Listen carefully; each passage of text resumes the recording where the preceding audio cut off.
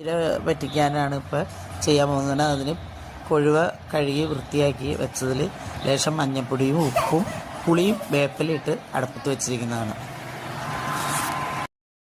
ഇനി ഇതിൽ നമുക്ക് ചേർക്കേണ്ടത് തേങ്ങയും കാന്താരിമുളകും വേപ്പിലയും ഒന്ന് ഒതുക്കി കൊണ്ടുവരിക. കൂടുതൽ ചതച്ച് മാത്രം. തേങ്ങയൊക്കെ ഒതുക്കി കൊണ്ടുവന്നിട്ടുണ്ട്. അപ്പോൾ മീൻ വെന്തുകൊണ്ട് നോക്കുക. അത് വെന്ത് കഴിഞ്ഞാൽ അതിലേക്ക് ഇടുക. പിന്നെ വെള്ളം ഒട്ടും പാടില്ല, തീരെ പറ്റി ഇരിക്കണം. പീര പറ്റിക്കണതാണല്ലോ.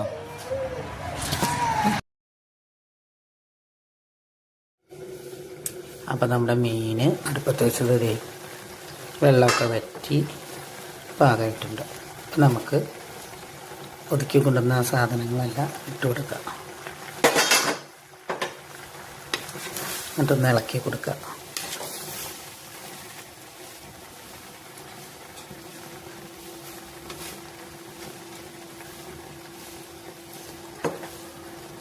പിന്നെ ഒന്ന് മൂടി വെച്ച് ഒന്ന് ആവി വരുമ്പോൾ നമുക്ക് തീ ഓഫ് ചെയ്യാം.